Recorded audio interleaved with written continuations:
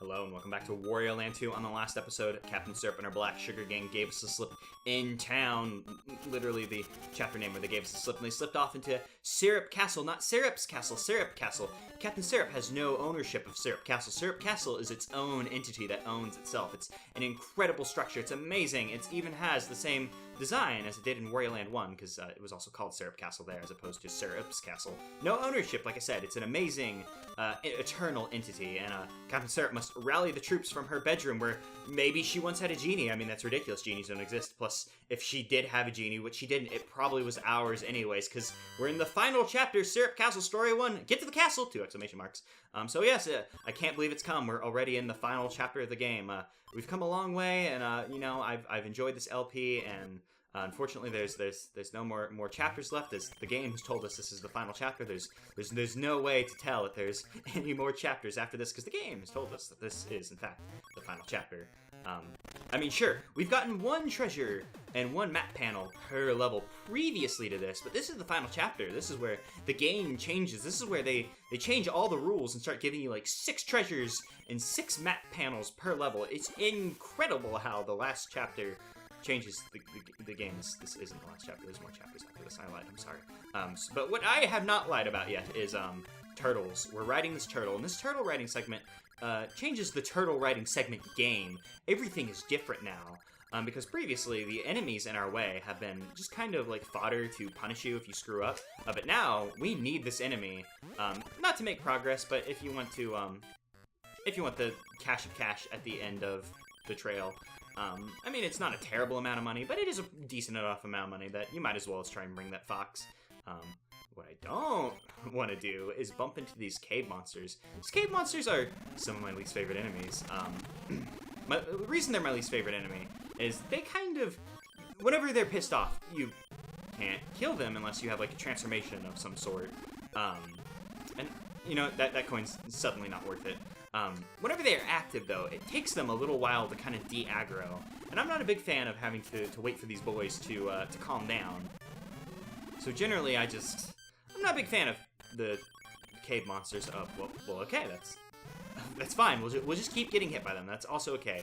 We also wanted to fall down here. I wasn't sure how we were going to get down here, but I guess there was a fake floor that let us through. There's not really a good tell for that, but if you do what I did, where you're just crouching along, you're bound to fall down there. So, I mean, I guess that's how it's designed. They expect you to not kill these upper guys, because the punishment for killing these upper guys is pissing off the lower guys, which then kind of traps you into getting attacked by them. Because there's not really a good way to get away from them. Like, I'm not saying it's impossible, but it's a little rough, so you probably just want to sneak by them and take out the lower guys if you're going for that treasure down below. Just to make your life easier, also make it possible. Speaking of possibles, we sure are possibly riding this owl right now, and these birds, they're so jealous of us. These birds wish to be Wario's avian companion, but unfortunately for us, they're too much soon and not enough dare. They're trying to give us little beak kissies, but unfortunately their beak kissies are just pecks that are money out of our pocket, and Wario does not tolerate money out of our pocket. Our bond of friendship with this owl is too great, and those birds will never understand it. It's quite a shame, really. And I kind of like this little, like, little design thing here. Like, Wario Land 2 doesn't have a lot of custom sprites for things, but those movable blocks there are supposed to represent, like, a drawbridge to the castle, and I kind of like that. It's, I think we're going to see later in the game where they kind of do, like, little, like, oh, you know, this is what it's supposed to be, and they kind of, work with the sprites that they have on hand. It's kind of nice. I like it. It's about the best you could do if you're not going to make new assets, and it's a Game Boy game, you know. They had limited space. It's whatever. They could have used all of the space on giving us a slew of owl companions, but they only gave us the one. But, you know, in the end, that heightened our bond with the owl. And, oop, that skullcopter almost nicked me. That one's going quite fast, and that rotating pattern can kind of be a problem sometimes. So we'll just release our owl into the great... I was gonna say the great blue, but the sky's like orange right now. And oop, I just managed to avoid dodging that by going inside the door. Pro Wario Land 2 strat, go inside doors when you're in trouble. I enjoy this this little hidden area right here. There's a pretty decent tell for it. Same with the the hidden area in that room I was in when I was talking about the drawbridge, you can see that there's an area below, so it kind of inspires you to ground pound around the area. It doesn't have a good tell for where you should ground pound, although this one has a pretty decent tell, because there's that little inclined plane right above all of the breakable blocks, so like every single one of these inclined plane like correlates with a block you could break. And they even give you enemies here. You can see an enemy walking on the ceiling above, so I feel like that's a pretty good hidden area. And I've complained a lot about hidden areas, so I'm not going to go on a tangent about it now, especially since I have a bigger tangent to go on later in this episode. So let's save it till then. There's a few falling platforms here, and they got those badger-like enemy guys. Still don't know what they are. I'm still very stupid. Yes. But those badger enemies don't pose much threat to us, since they throw things at you. As long as you're jumping pretty quickly, they're not a problem. The hidden blocks here are kind of a pain, because they're hidden fire blocks, and those don't occur very often in this game. Honestly, though, I don't think these destructible fire blocks are that bad. Also, that door with the treasure, by the way. Because, like, you can see that there's something just beyond there, so you probably break down the first one, and they have the fire breather guy right there. Also, I guess we got a rod. I always thought this rod was like a rusty nail in my Game Boy, because it kind of looks like a nail with very limited sprites, but it's very easy to tell that it's like a magician's like rod or something on a HD Game Boy. Oh my god. The number game was incredibly rude to me. By the second tile I had drawn, I knew I either had a 1 or a 7. But I didn't get a distinguishing tile until my second to last one. There are 2 distinguishing tiles between 1 and 7, which means I got a distinguishing tile at the last possible second, so we have a little bit of aggression we can take about in Syrup Castle. I mean, they stole our money, but I mean, they also made us pay more than we needed to on the number matching game, so we're going to destroy the structural integrity of this amazing entity that is Syrup Castle. I mean, the Black Sugar Gang already rebuilt this castle between the games. They're very hard workers, because we blew that sucker up last time. And these apes, if you let them hit you with your hammer, if they hit you with their hammer, you become Spring Wario, which the game, I guess, expects you to use Spring Wario to get those coins, but that's also like, oh, here's the punishment for the area. You become Spring Wario, it wastes your time. Also, you have a chance of bouncing into the higher levels of the area, which forces you to repeat the arrangement, but luckily for us, we can just bounce off the monkey heads and not have to worry about them at all. This enemy here is very interesting. It's an uncommon enemy. It's a wizard, an adorable little wizard who has an adorable little status ailment for us. This enemy is pretty uncommon. There's only a few places in the game you'll actually see them, and I want him to hit us with a status ailment, which is Tiny Wario. Also, the wizard is just 2 pirate gooms stacked on top of each other. You can even see one poking out of the robes from the tummy. It's really cute. I like the wizard enemy.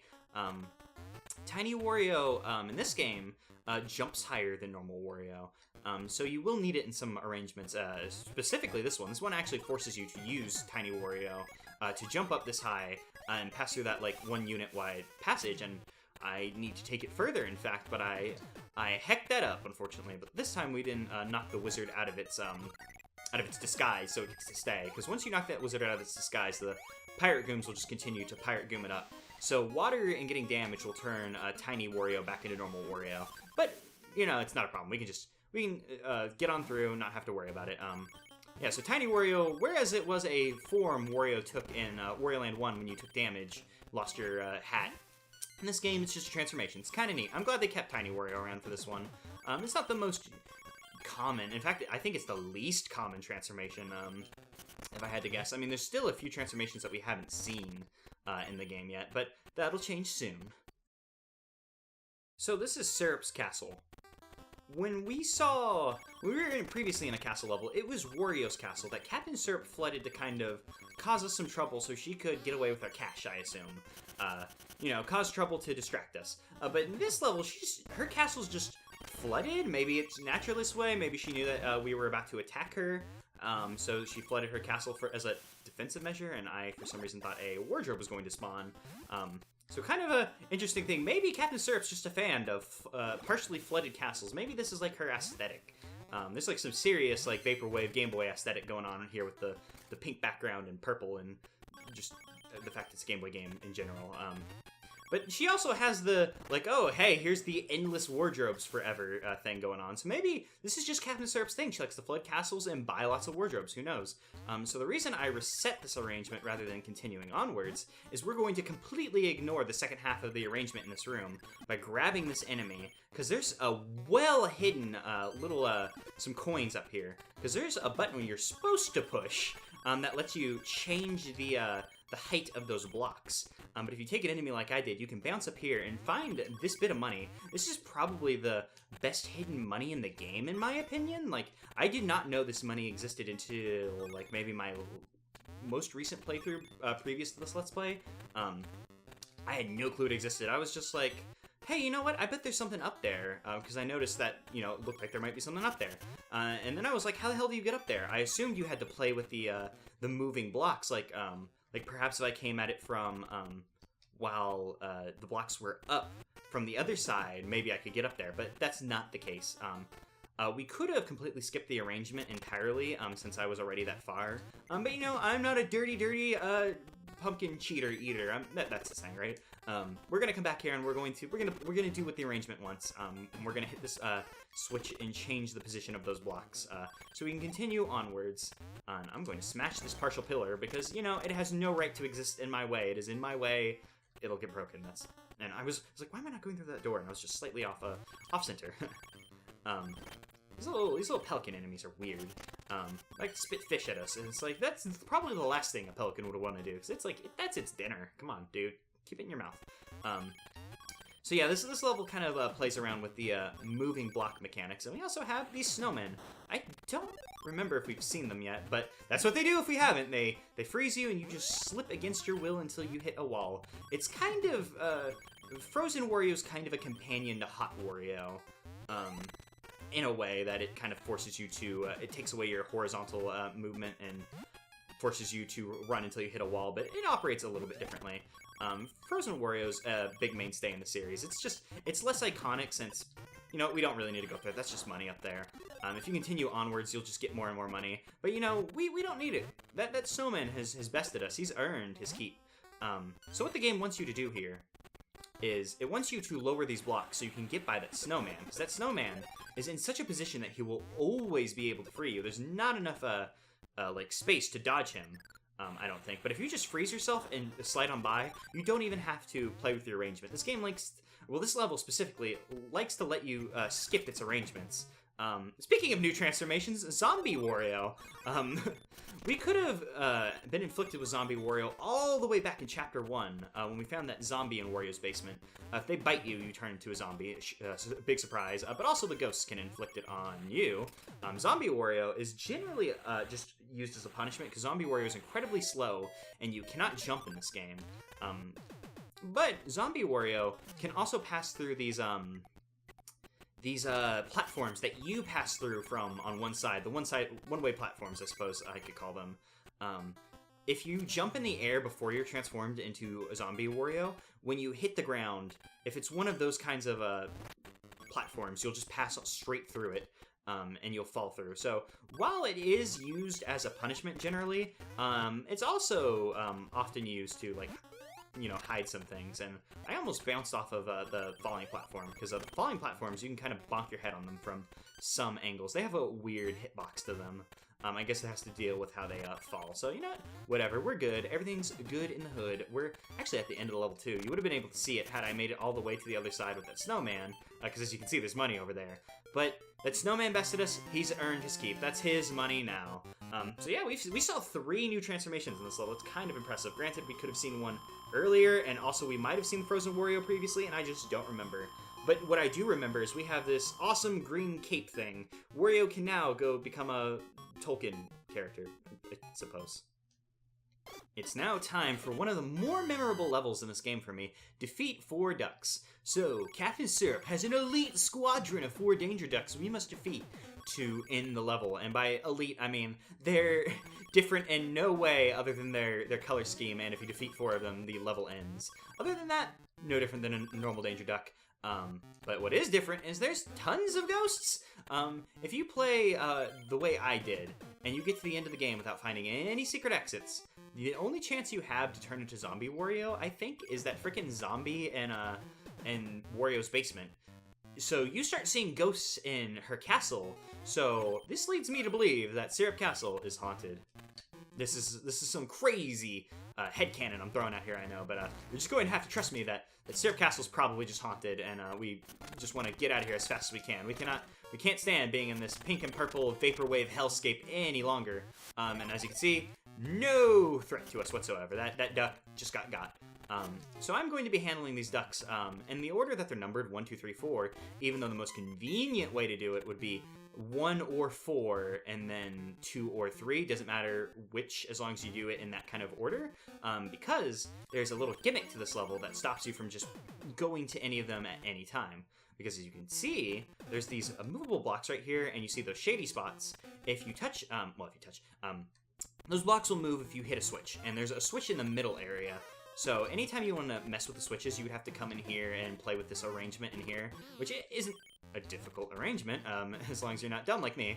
You just jump up here, you avoid the birds, and everything's good in the hood. You hit that, and just nothing bad happens. I'm going to back up there to hit the switch, because I don't want to change the position of those blocks, actually. Because there's something neat we can do. We don't actually need to you don't need to worry about hitting that frickin' switch ever. Because sure, you need it to get by. Only if you don't know about the secret area down here. There's a little secret area that lets you pass from 3 to 4. Also, if you look a little bit more, there's a secret area that lets you go from any of them to any of them. There's a ton of little hidden areas in here, and this is one of the last secrets I found, along with the frickin' one I talked about in the last level. And these walls are very juicy. Lots of money for us to have. Frickin' like I can ground pound here, and that'll take us down to... Thank you. That'll take us down to the 1 door. I can ground pound here, and this takes us to the 2 door, the one we wanted to go to. So yeah, it's kind of a nice little way that you don't have to play with that arrangement if you don't want to. I'm not sure if it's any faster, because it's like that little arrangement with the birds and the switch isn't a particularly tough or long arrangement. It's just, if you want to do it in order, you're gonna have to go through that arrangement a couple times, and it's a pain in the butt. If you don't know about this, you really only need to hit that switch once, though, because there's no real reason to not. But another benefit to frickin' doing it the way I did is you get to come in this little hidden area. This would normally be blocked off if you took the normal way to get into here, because you would flip the switch, and then these blocks right here would fill these pink spots right there, so you would be unable to get down there. So it's a nice little bit of extra money you can make just for, you know, first off, you get the money in the like hidden area, and then you also frickin' get that stuff.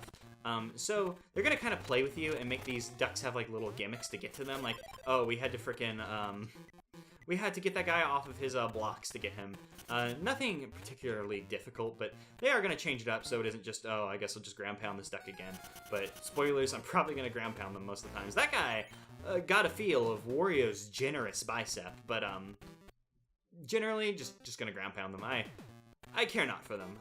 I don't think we actually went up here, and I don't think there's much money to be had up here, but we might as well go up here and collect what there is, because as we saw, these walls are pretty juicy. They're just loaded with cash, and, you know, if we're gonna get a shiny coin from anything, I would like it to be from a juicy wall instead of an enemy, so then we can thank the wall, not the enemy, because it'll be like, oh, you know what? You were a bad dude in life, but you gave me a shiny coin. But no, I'd rather just the wall give it to me, because then I can thank the wall, and I'm very gracious towards walls. Generally, you probably want to do the 4th area first. That's normally what I do, but since I'm doing them in order because I'm a little order boy, and it's like, why would I do this in any order other than the 1, 2, 3, 4? I mean, God dang it, that's not what I want to do. I want to, let's do a charge throw here. There we go, that'll work, because I wanted to get up here, because there's money to be had up here. Lots of money to be had if you know where to jump. Oops. But yes, you might want to do 4 first, because 4 has a little bit of a mean thing that can make you lose a lot of money, but I'm doing them in order because, like I said, order boy, gotta do it in this order, or else it'll upset me that I've done it out of order. And is there enemy blocks up here to break, or what's crack-lacking up here? There we go. I was like, I kept bumping my head, and I was like, I swear there's something up there. It's kind of mean. This is hidden off camera, and you can just barely not see it. But I mean, at this point, you're probably going to be looking for some hidden things, because there's been hidden things left and right. Also, I guess if you pick up this enemy, you'll find out that, like, oh, there's a little bit more than meets the eye here. You know, I'm just gonna use this freaking enemy to break these. I was gonna take that enemy down there, but problems. The problems arose. I'm just gonna do a charge shot so I can just break all these. And I don't have the time to go bother with the rest of those guys. We can bother with those if we want. We might, just because I'm a big fan of breaking blocks, because, you know, like I said, I want to be grateful to the walls, not the enemies. But, you know, we'll come in and we'll deal with the third duck. The third duck probably has the most difficult arrangement, because he's walking on a special platform. I've always referred to it as an enemy platform. It's a special thing that only enemies can walk on. Wario cannot walk on it. So to destroy him, you have to essentially ground pound him without touching the ground. You can bounce off of him if you need to, so like just land on him, bounce on him, and then frickin', you know, screw it. And then ground pound on him. Or you can just come down with a glorious butt bash and take him out as you fall. And that's something you're going to want to get good at. You may want to practice jumping on him a couple times without touching the ground. There'll be a few other chances to practice that thing with a little bit of a different context, I suppose. And I want this rat to come up here. No, the rat got stuck down there. Oh, okay, cool, he respawned. I was about to leave the area, because we need this rat. This rat, his help is required. Because you can't pick up rats. Rats can only be walk by themselves. You cannot pick up a rat. Rats will chase Wario endlessly, unless they get bored. Once they figure out they can't get to Wario, they'll turn around. But we need this rat so we can jump over these things. Like, now that we've broken this, we can get through, but I bet there's another one over here, which will continue to need the rat. And that's kind of the name of this area. The name of this area is Rat Jump Station. It's interesting. Oh, this is actually the end of the area. I thought this was going to be the treasure room, but it is not. The treasure room is in a much more difficult area. Oh boy, let's get this rat down this hole. There's another rat down there, but the more rats, the better for what we need to do. Because what we need to do is we need to traverse these spikes without, well, we could touch the spikes, but we don't particularly want to touch the spikes. Touching the spikes is bad, believe it or not. And this is something I've never been particularly good at because the rats aren't very cooperative. So the reason I said you may want to do 4 first, just because I just tend to damage boost, quotation marks, over this by getting a good running jump. What the game wants you to do is to jump off the rat's head to get over. Jumping on the rat heads has just never come naturally to me. The way he's facing determines the way he bounces. So we want him to face the other way. So let's ground pound. That should turn him around. Nope. Please turn around. There we go. And the game wants you to just keep jumping on him like that. But that's something I've never been particularly good at. I've only ever made it across this like that once. And I don't think I'm going to do it again. With enough patience, I could, but patience, not the name of the game. Despite the fact that the mechanics kind of put patience as a virtue. Patience a virtue. My God, who would have expected? And yeah, this is an area I just tend to take a lot of damage because impatient, can't get the rat bounces to work. It was going well there for a second. I was like, am I actually going to do this? And these rats, they kind of lock you into this because, as you see, I'm kind of just getting forced back. In fact, I might as well just bounce on the gosh darned rat at this point. Turn around. No, turn around, rat.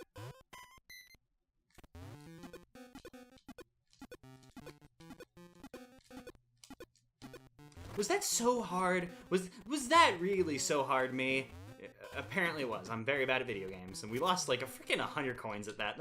That was very shameful. I've never been good at that, and not going to even pretend that I'm good at that. This duck's interesting. You just knock him down with a block, and he comes down. You know, I said I was going to ground pound most of these guys, but I always like to throw the last one into the wall, because I'm rude. Very, very rude. Also a little mad at rats. And you know, rats, ducks, they're very different, actually. And we've been given a crystal ball, or an orb. So, now it's time for my least favorite level in the entire game. So I'm going to be showing you guys this at double speed because no one wants to watch this in real time. I didn't want to play it in real time, so you guys don't want to watch it in real time. So, hidden walls. Breakable walls, fake walls, who cares about what they're called? Walls with no real good tell that you can break them. That's the entire level theme for this entire freaking level, which sucks. So, that kind of actually tips you off that, like, oh, the entire level theme is hidden walls. That lets me know that any wall could be breakable. Yes, any wall could be breakable, which sucks. It completely, like, when you break a wall in a game, which you want your players to feel as a sense of satisfaction for finding something hidden, noticing something and making them feel clever. This does not make you feel clever. This just makes you feel like you're wasting your time, and it is, because any wall could be breakable, so you're gonna have to go around and punch every single wall. It could be worse. There could be breakable blocks that, like hidden enemy blocks, but there aren't. So it isn't as bad as it could have been. But this level just is busy work, and I don't like it at all, as I've said many times. And on top of being filled with a bunch of breakable walls, it's a maze. So it combines these two aspects that video games love but constantly do wrong, fake walls and mazes, and just manages to do them both wrong at the same time. Because let's start with hidden walls. I've complained left and right about these, but let's just get my final statement on them. A hidden wall, you want a good tell for your players to know that, you know, this is a fake wall that they should be breaking. Different colored wall, some kind of decoration that tips them off that the wall's different. Just something that makes the wall stand out. Like, previous, we saw an enemy walking on the ceiling above us. It was like, oh, maybe I should break the ceiling. That was a good tell. Whatever your tell is, any wall can be breakable. Good luck, kiddo. It's not very good. Not a good tell at all. And mazes are very, very similar to hidden walls, I feel, in that you need a good tell about which way your player should be going, because otherwise it's like, here's a fork in the road, hope you pick the right way. One way's death, one way is progress. And also it kind of sucks when it's like, oh, this way's progress, this way's a hidden area that gets you something cool, and you pick the wrong one first.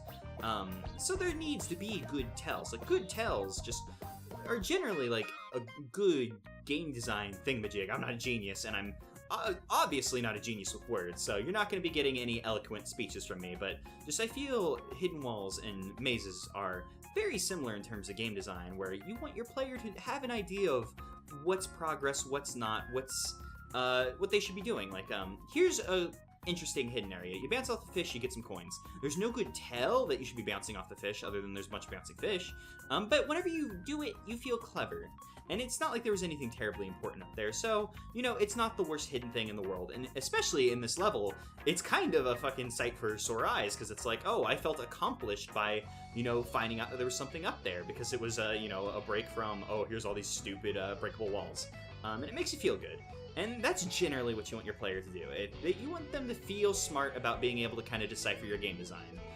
And do it in such a way that they aren't, like, kind of metagaming it. Like, here's a really good hidden area. You can see the bottom of the platform from where you were standing, so then you just bounce off the pelican and you get a hidden area. It makes you feel super good. So, I've complained left and right about this level, and the ending is the worst. So you're out of the maze. This is no longer really a maze. It's just kind of a spirally design, which is a pain in the ass. So at this point, it's just busy work to, like, hey, I hope you enjoyed punching all those walls. You like punching walls? Here's more walls to punch, bud. Also, that was the treasure door. Luckily, the treasure door is at the end and not thrown about in the maze, so they weren't too terribly rude with this incredibly rude level. So just, I don't feel like this level's a very good... It's badly designed, I do not enjoy it, and it's not the end of large hidden wall labyrinths in this game. Hoo boy, it is not, but it is the only level with that as a theme. So there we go, and we're done with it. If you enjoyed the song in the background, it is literally the only Wario Land 2 remix on OC Remix, and I highly recommend it. There's a link in the description if you want to check it out. Final chapter, Syrup Castle final story, the final battle, 2! Exclamation points, count them, 2 whole exclamation points, 3 whole, the words finals. The finality is overwhelming. Surely there can be nothing, we've milked this joke dry. This isn't the end. We all can tell. We all know we're not gonna be fooled by you, game, using the word final 3 times. We know which way the wind blows. We know which way the Wario wafts. Even though in this game Wario's not a fart boy. Wario has not taken to farting yet. That's more of like a WarioWare era. WarioWare Wario thing. In this game, Wario's gross. He's kind of nasty, but he's not a fart boy. The fart boy didn't come till later as an extension of kind of like the grossness. In fact, like when Wario was first designed, his favorite food was crepes. Like this is like Super Mario Land 2, like Wario. But by the time Wario Land 1 rolled around, he was like mad into garlic, and like not even as like I love to put garlic to enhance the flavor of my food. He's like, wow, I put garlic in my mouth, just cloves of it, 3 of them at a time sometimes. It's my breath. I don't know what toothpaste is. My God, Wario, what happened to you? Who did this to you? Did getting kicked out of Mario's castle really hurt you that bad? Because I mean, you and Mario, you might have been able to, well, I was gonna say you might have been able to share it, but why should someone as great as Wario share something with a chump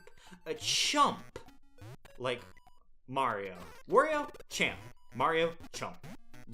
It's a distinguished people are gonna have to learn, the chump and the champ. You got Wario, the big champ, and you got Mario, the big chump.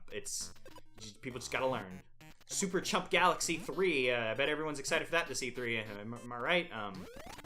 Although by the time this video goes up, E3 would have been long gone. And you know, by the time this video's up and by the time you're watching it, E3 may not even exist. This may be the dystopian future for all I know by the point you're watching this. You could find this and think this is a really decent way to tell what people's lives were like. They were very sad and played Wario Land 2 for the internet. Well, I'll have you know something, bud. That's exactly what we do in the year 2016. We're very sad and we play Wario Land 2 for the internet. Everybody does. It's a international pastime. Thanks, legal system that enforced that law. Let's just take this penguin because there is a very rude enemy block up, well, 4 enemy blocks that you would not be able to get by without an enemy. Wow, I just defeated myself. That was incredible. Great gameplay on my part. Yeah, these penguins are a little bit mean because you see them and you're like, oh, they're here as a punishment. I can just kind of bonk them on their heads and get by, and there'll be no problems whatsoever. But what they're actually there to do is you need one of them to throw out the enemy blocks to continue, which really is it's mean. I'm not gonna be like, oh, that freaking sucks. It's the worst. But it is a trap that you have to be aware of. Otherwise, you're going to have to repeat that arrangement like I did multiple times. Although I do suppose generally you're going to repeat that arrangement due to like ignorance of what's coming up. Just because like, how are you supposed to know that there's enemy blocks coming up ahead? Unless you just take a good guess and like, oh, I just need to grab them. I had to repeat that arrangement due to a lack of skill. The penguin enemies are so weird because they have those black balls and I always wondered what the heck they're supposed to be. But now I know it's just localization thing, like, oh, that's supposed to be alcohol, but they lazily localized it as a black ball to get rid of the alcohol. Oh, I guess here's the final boss, you know, whatever, Syrup and a mouth mecha, but that's not important because we're out of here. See ya, Syrup, we want nothing to do with you because there's level we haven't seen yet. Level's a bit weird, having some level past the boss that you can't see unless you let the boss defeat you once. Little weird thing. Nope, I wanted to get that enemy back down here, but unfortunately he was not. I guess it's to kind of make it a bit more difficult, be like, oh, well, how are you, you know, make the walk back to the boss harder by having bits of level you haven't seen yet, I suppose? I'm guessing that's the reasoning. Who knows? Is there more past this? Okay, for a second I thought there'd be more past that, and I was like, wow, that'd be a little weird, because it kind of felt like there was some stuff past it, but there was not. Who cares? But back to the frickin' penguins. The penguins with their, like, little black balls. As a kid, I was like, what the hell were those? Except I was a little kid, so instead of being like, what the hell was that? I was like, gee, golly, what the hell is that? But now I know it's just like lazy localization, like, oh, let's just make it a black ball, get rid of the alcohol. So thanks, localization team, for removing the alcohol when there's nothing else that definitely should have been removed from this game. You know what? You just straight up shouldn't have been in the game in the first frickin' place. Talking about that frickin' like blackface treasure, like why the hell is that in this game? God, it's really gross. But you know, whatever. We can't change the past. Japanese, you know, different culture than ours. Maybe they don't know how bad that actually is, but you know, whatever. There's a wizard here. Wizards bring us delight. We get this happy little music, a happy little jingle. We become small. We can jump higher. We can get some cash. And we'll just forget about the bad that this game does. And you know what? We'll even let that wizard de-transform us so we can get in that door, because transformations, you can't use doors when you're transformed. It's a interesting side effect of being transformed. You just cannot use a door. And I don't know if I pointed it out, but the door that I went up into back in the top right of this room was the treasure room. Just because I don't think I made mention of it. Speaking of not making mention of it, who's this scrub? Here's Captain Syrup, final boss of final chapter, Syrup Castle final story, the final battle. Yeah, so she's in this mouth mech, and she'll throw these weird pirate gooms at you, who are also bombs, so you just throw them back at her, and she'll take damage. If they hit the fire, they will catch on fire and charge at you. The only way to get knocked out of this room is to let the fire touch you from below. If I let the fire touch me from the side, it would only injure me. So Wario would kind of like fall backwards and not fall out. The only way to fall out is to get hit by flames from the bottom. Eventually, Captain Syrup will start throwing bombs at you instead of the bomb like spearmen. And the bombs are a little bit different. They have a timer. If you hold them too long, they'll explode. What you want to do is throw them into the fire, which will make the pillar of fire go high enough to hit Captain Syrup. And that's how you damage her now. She's not a tough boss. This part confused me as a kid because I was like, I'm throwing the bombs at her, why isn't it hurting her? Not a difficult boss at all. Her little mouth mecha, because like, why does that mecha have a mouth? I guess to spit things out, but the teeth always like kind of weirded me out. But there we go, we've defeated Captain Syrup. She is nothing to us. We've even taken the crown from the castle. We are king now. We have a castle, we have a crown, and gosh darn it, we're doing this number game, because this is the last time we're going to see the number game in this state.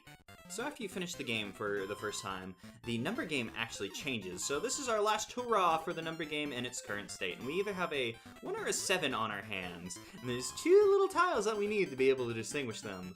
And of course we're probably going to get them, okay, well, we got a distinguishing tile pretty late in, but not at the last second. So it's not the worst it could have possibly been. So we end this episode off with lucky number 7 getting our last map piece for the vanilla playthrough of this game.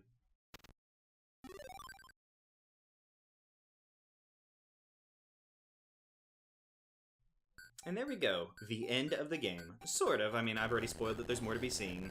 But for now, let's just sit back and enjoy the game's ending, because it ends exactly the way you would expect it to. Wario has his rightfully ill-gotten gains stolen from him. He chases down the ne'er-do-wells who took it from him, and he wrecks their house. They came and wrecked our place, so we wrecked their house. An eye for an eye, a coin for a coin, your treasure for my 3 golden coin bags. It's whatever. Get wrecked, Captain Syrup. Your house is gone, and you can't stay at mine because you've been a bad house guest. Just get out of here. I don't want nothing to do with you. And there we go. We can just sit back and enjoy the credits. But before we enjoy the credits, let's start this off on a downer. This is actually the first Wario Land game made without Gunpei Yokoi. This is the first one made after his death, and it really sucks because Gunpei Yokoi is a super cool dude. Like, he had a lot of interesting ideas for game design because he wasn't really a game maker. He considered himself a toy maker first and foremost, and it kind of brought an interesting perspective to the previous Wario Land games. That being said, Wario Land 2 does a good job carrying on, like, the weird kind of games that were made by Gunpei Yokoi. I feel like Wario Land 2 does a decent job carrying on his memory. The series as a whole actually does, beyond this. I really enjoyed this game. This was one of my first games that I ever actually owned. I was born into a house with a NES, so it was always like, oh, that's my dad's Nintendo, and I would play it. But eventually, good luck hit me, and I did a Best Buy commercial. And I got some money from that, and I got an N64, and we used, like, my child actor money to buy me a Game Boy, because I really wanted one. So I was just rolling in the video games at this point. So Wario Land 2 has a special soft spot in my heart, because it was when I started playing the Game Boy a lot, like this and Pokemon Blue. And I've always been, like, kind of predominantly, like, a big fan of handheld games, which I guess you've looked at the Let's Plays on my channel. It's kind of really obvious. And I feel like this game shaped me in a lot of ways, because I love playing games portably, even if it's, like, even if I'm in my house. It's just being able to have just a little Game Boy, or I still call portable game machines Game Boys to this day because of that. It's just nice. I enjoy it. And this game, I feel, is pretty well designed for the most part. Like, I mean, obviously I just complained about the level design for 4 minutes. But more often than not, I feel this game is really tightly designed, and it brings some interesting ideas to the table. Like, oh, well, let's make our character invincible. And like, oh, well, now that he's invincible, what happens when he gets hurt? Oh, he lights on fire? He catches on fire. Let's use that to our advantage in game design. And I feel it's really interesting. And the series, from this point, really takes off and builds off those ideas. So Wario Land 2 is not only, like, my starting point in the series, because this was my first Wario Land game. I didn't play 1 until it came out in the eShop. I feel it's really where the series starts as a whole, even though it's, the second one. My god. The fourth one, if you, consider, the frickin', Wario, Super Mario Land 2, even though those don't really count. They weren't Wario Land games, but you catch my drift, with Wario Land 1 being Super Mario Land 3. And I just feel like the series, the Wario Land series, is one of my favorite series of games. I love them so much, which is why I've wanted to Let's Play this game for years. I've had this sitting in my pocket for a while and really been meaning to do it, but haven't been able to give it the time I wanted to give it. So now I'm giving it the time now that I'm in the middle of trying to graduate in my final semester, and I'm incredibly stressed. So that's always a great time to start LPs. So just some hot tips from your pal Cardboard Lawyer. And we get a nice shot of Wario's castle. I really love the sun in this game. I like the design for it. It's nice, and generally this game's art gives me kind of like a crayon drawn vibe. I can't really explain it. Maze Woods kind of. The backgrounds look real crown-like, but just generally the game kind of reminds me of a crown aesthetic, crown drawn aesthetic, I should say. But here we are. We're at the end of our journey. Wario's come back to his castle, and he came right on the screen when I was saying that. Damn, I was not expecting that. So here we are, back where we started, and Wario can sit back and take it easy, because in this timeline, Wario has nothing more to do other than sit on his laurels and just enjoy himself. He has his castle, he has his money. In fact, he's made a pretty hefty profit off of this adventure, and thank you, Nintendo. I appreciate this game. Really love it, even though we're at the end and there's no more to... Yeah, I know, there's more. And in fact, the game just straight up shows you right here, hey, there's more to do, jerk. You only beat 50% of the levels, you only got 50% of the treasure, and you only got 50% of the maps, what they call them, the picture panel. So, whatever. And then the game kind of drops the big bomb. You're like, what, 50% of the levels? I knew I didn't get everything, but what else is there to do? How am I supposed to find these extra levels? And this is where the game gives you the big help. It shows you where the branches in the stories are, which is really helpful. And we're going to be checking out each of these branches in the upcoming episodes. We're going to start from the top and work our way down to the bottom for the most part. There is kind of a small exception.